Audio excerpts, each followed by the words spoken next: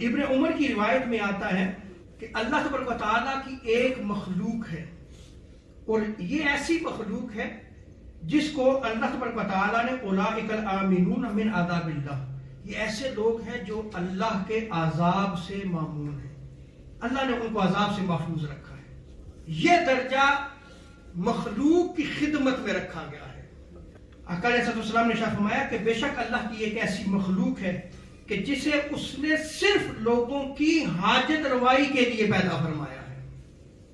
اور آگے آقا علیہ السلام فرماتے ہیں کہ لوگ اپنی حاجات میں گھبرا کر ان کی طرف جو دوڑے دوڑے چلے جاتے ہیں کہ یہ وہ جگہ ہے جہاں پہ ہماری جو ہے وہ مدد کی جائے گی، یہ بندہ ایسا ہے جو ہماری مدد کرے گا،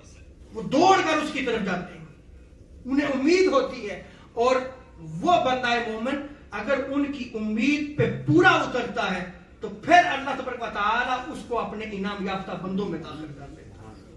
پھر وہ لوگ جو ہے وہ آمنون میں آتے ہیں، وہ امن میں آ جاتے ہیں، اللہ رب العزت انہیں عذاب نہیں دے گا۔